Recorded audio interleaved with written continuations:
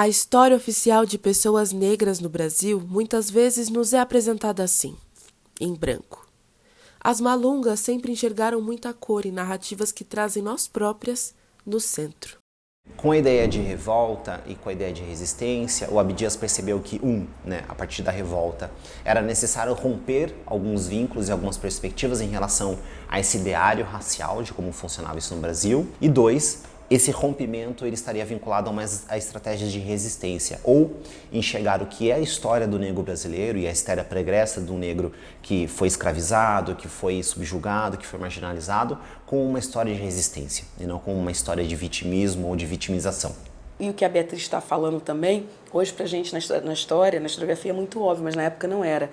O nome quilombo dá conta de uma diversidade de arranjos sociais entre pessoas negras. A documentação oficial que fala mais de 3 escravos fugidos. A gente tem como grande paradigma Palmares, que calcula-se que 15 a 20 mil pessoas. Tem divergência no número das fontes. Uma república, que Palmares também está muito envolto em narrativas míticas, o movimento negro, que é uma experiência muito simbólica.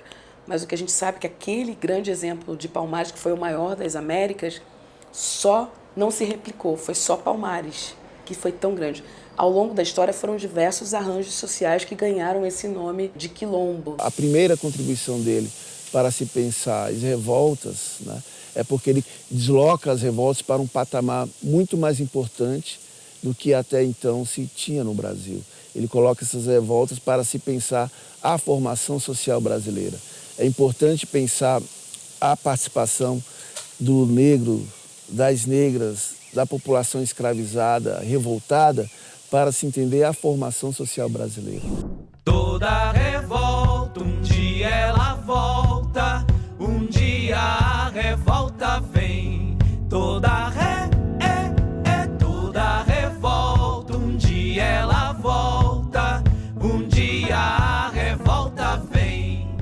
Abdias do Nascimento nasceu em Franca, no interior de São Paulo, em 14 de março de 1914. Abdias foi ator, poeta, escritor, dramaturgo, artista plástico, professor universitário, político e militante dos direitos civis e humanos da população negra. Ele é considerado um dos maiores representantes da cultura negra e do panafricanismo no mundo. Fundou organizações como o Teatro Experimental do Negro, o Museu de Arte Negra e o Instituto de Pesquisas e Estudos Afro-Brasileiros. Abdias faleceu no Rio de Janeiro, em 23 de maio de 2011. Maria Beatriz Nascimento nasceu em Aracaju, no Sergipe, em 12 de julho de 1942. Foi historiadora, professora, roteirista, poeta e militante. Estudou História na Universidade Federal do Rio de Janeiro.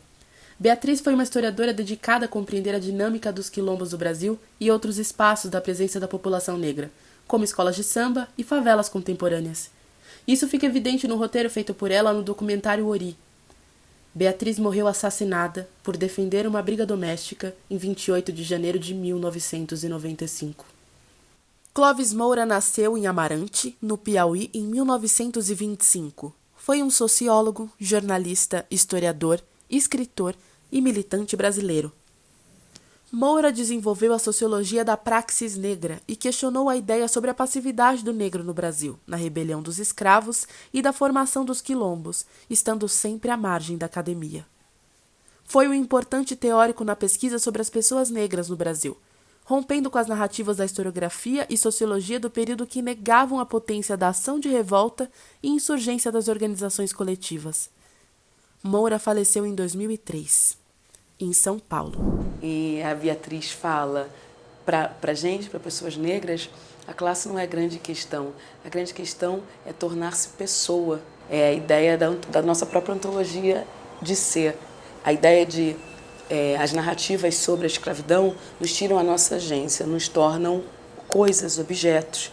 Mas mostrar a nossa agência na história, mostrar as nossas capacidades de organização, de resistências, de formas múltiplas, Quando Abdias fala da resistência, ele está falando exatamente que a figura do negro na história não é uma figura de vitimizado. Ele é estruturalmente uma vítima por conta da questão da escravidão e todas as violências que nós sofremos, e ele vai acabar desenvolvendo isso melhor depois no genocídio do negro brasileiro. Nós somos vítimas estruturais, mas não somos vitimistas. né? E não somos vitimistas porque nós temos uma história real de resistência. Acontece a partir da nossa cultura, que ocorre a partir das nossas rebeliões e insurgências, resistência que ocorre a partir da nossa produção artística, né? E de visão de mundo. Essa coisa da insurgência negra, que é um texto, por exemplo, que ele publica com este título na Faculdade de Economia e Administração da USP, em 1983, falando exatamente de que maneira, no século XIX, o escravismo tardio conviveu com uma circulação importante de revoltas em todo o território nacional, né? Essas leituras foram e são feitas em espaços, digamos que não oficiais, não institucionais, mas chegam de uma outra forma nas instituições, né? O Clóvis Moura, ele pensa que para entender a dinâmica da sociedade brasileira, para entender a formação histórica brasileira, é imprescindível pensar no protagonismo da população negra. É importante pensar a população negra como sujeito da história. As revoltas colocavam permanentemente a superestrutura do colonialismo sob alerta. Permanentemente obrigava o colonialismo a se reinventar para poder manter. Por exemplo, quando ele fala da violência, quando ele fala da síndrome do medo permanente, quando ele fala inaugurando conceitos como o escravismo tardio e etc., o que ele está colocando é preciso pensar a formação social histórica brasileira menos no tal caldeamento de povos. Com a nossa rapa você não é capaz. Nós estamos além desse mapa. Não cabemos na tua ampulheta. Não vestimos tampouco essa roupa. Nossa rapa é muita treta. Não nos damos com os teus demônios. Decapitamos o... A ideia do Pacto da Democracia Racial começa a se tornar um problema, né? Numa farsa, numa visão errônea ou limitada do que seria a democracia racial. Para o Abdias, especialmente, isso passa por um processo de internalização de duas noções, que na verdade não é que o Abdias necessariamente racionalizou isso, mas a literatura sociológica começou a entender que é isso que compõe essa transformação dele, que é a noção de revolta e resistência. E é bom a gente recuperar essa dimensão da preocupação dela com a reescrita da história, com a necessidade de inserir a agência dos homens e mulheres negros. E aí vem a preocupação dela de estudar os quilombos. Clóvis Moura nunca foi um acadêmico, né? Ele nunca foi professor, docente de alguma instituição de ensino, de alguma universidade. Ele teve um instituto que ele fundou e presidiu até a morte, que foi o IBEA, Instituto Brasileiro de Estudos Africanistas, um órgão que surge em 74 e continuou ele como presidente até o fim da vida, né? Então, essa perspectiva não acadêmica que Clóvis Moura gostava de estar nesse espaço, não significa que ele não frequentasse, não lesse e não circulasse no espaço acadêmico, mas o lugar de produção intelectual sobre a história do negro, da resistência negra e etc., era um espaço não acadêmico. Ele gostava disso. E quando ele lança isso em 1988, Sociologia do Negro, por exemplo, ele está querendo dizer que, olha, existem trabalhos importantes sendo produzidos dentro da universidade. Entretanto, aquilo que está conseguindo fazer a conexão entre o passado e o presente, entre o legado da escravidão e o legado da resistência negra, não é esse trabalho que está dentro da academia. Ele reconhece a importância de muitos trabalhos, mas ele está situando em outros espaços. Ela está problematizando a forma como a historiografia até então tinha trabalhado o tema. O que ela está tentando entender nos quilombos é a ideia da construção de um sistema social alternativo, é a necessidade que pessoas negras, mesmo no contexto de extrema desumanização, conseguiram se organizar e formar estruturas sociais. Esse mix de referências, né, que vem de um debate pan-africanista, né, ele vem como essa ideia, essa alternativa que o Abdias constrói com o quilombismo. O quilombismo é um conceito que pensa a todos, né? É uma transcendência de uma realidade a partir de uma matriz de uma ancestralidade africana, mas um caminho, uma rota para todos. Não era sobre o Wakanda.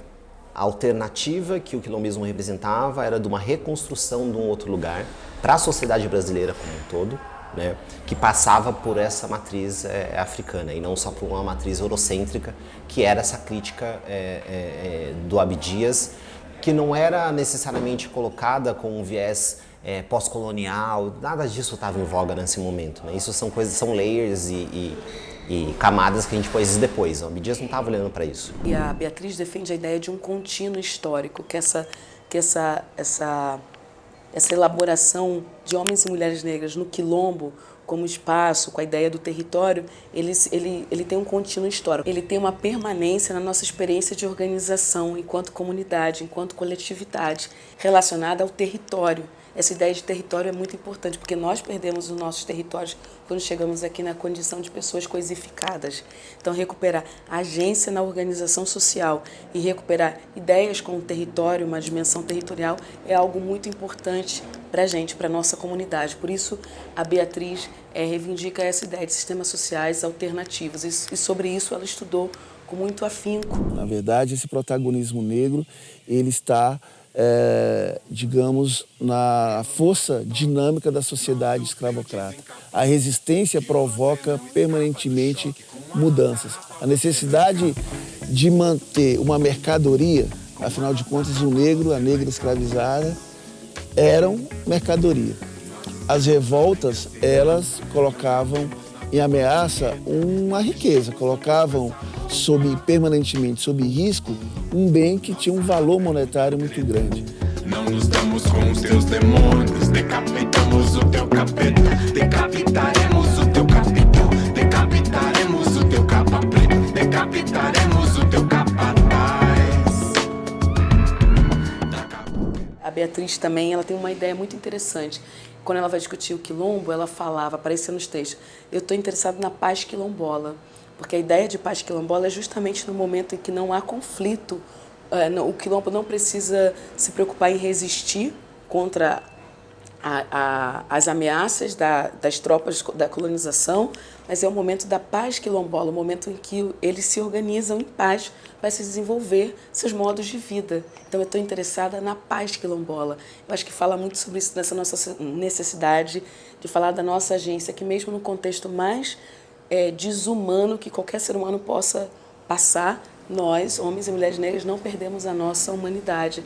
E não perder a nossa humanidade significa nos organizarmos para a paz, para momentos que não há conflito, não romper a ideia só da resistência, porque isso também é uma ideia que desumaniza. As pessoas não resistem de forma mais árdua todo o tempo. As pessoas vivem, existem no território. Então, eu acho que esse é um conceito muito importante que aparece nos textos da Beatriz. O quilombismo ele é uma síntese de uma proposta a partir de todo o histórico da luta, da revolta e da resistência que o Abdias coloca como um caminho, uma alternativa para se pensar, né, como que a contribuição afrocentrada, né? Mesmo que esse termo naquela época ainda não existia dessa maneira, né? A afrocentricidade vai ser cunhada pelo Molefe Assanti anos depois. A Molefe, inclusive, que eu também conheci, cheguei até a trabalhar com ele uma época, era colega do Abdias da mesma universidade. Vamos chamar assim, afrocentrada, pan-africanista, uma visão dessa contribuição, né? Globalmente pensando, para pensar rumos da realidade brasileira. Pensando esse ser humano, não como ser humano, mas como uma mercadoria, o que o Clóvis Moura dizia, então, é que, para manter isso, a estruturação do sistema escravista tornava-se muito radical, né? Então, essas revoltas, elas provocavam uma dinâmica importante, que ele chamava de um pontilhamento negro do Brasil. Esse pontilhamento negro, onde teve uma senzala, teve um quilombo, teve uma revolta. A própria ideia de quilombismo, ela é o resgate disso, né? O quilombismo, ele é uma reorganização e uma reestruturação para um lugar de construção ao porvir. Ela se configura como uma forma de resistência, porque em diáspora, né? Na diáspora, as pessoas negras escravizadas, elas estavam numa condição, e ainda estão, né? Uma condição de anulação, de inferiorização, de um genocídio sistêmico, de uma anulação constante e perene e que funciona como uma máquina, né, de reprodução do sistema. É um contínuo nosso, enquanto comunidade, enquanto povo. Eu gosto mais da ideia de comunidade negra, porque comunidade se faz com comunidade com quem quer fazer comunidade com você.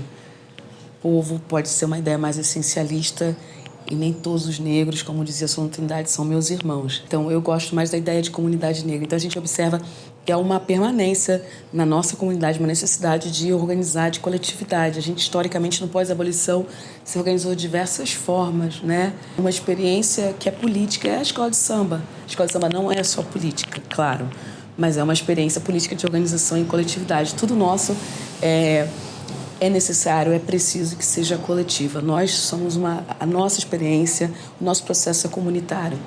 Se a gente não entender que ninguém pode ir sozinho, se um ou uma for sozinho, eu não fui, você não foi, isso não vale de nada. Os nossos esforços são coletivos. Se a gente não apostar na nossa comunidade, a gente não vai avançar. Não há avanço individual no mundo da supremacia branca. Só avanços coletivos é o que nos interessa, que nos importam. Não aceito mais nenhuma forma de paternalismo, especialmente intelectual. Eu adquiri instrumentos para o meu conhecimento através do estudo da história, na qual acredito totalmente. São instrumentos adquiridos na cultura branca ocidental, portanto, não deixo a dever a ele. Entretanto, como me disse a pessoa que mais amo, um negro, meu marido, as coisas que reflito neste momento já existiam no ventre de minha mãe, num quilombo qualquer do Nordeste, na África, onde já não quero nem posso mais voltar. Portanto, em minha raça, na história do homem. Com a nossa rapa você não é capaz.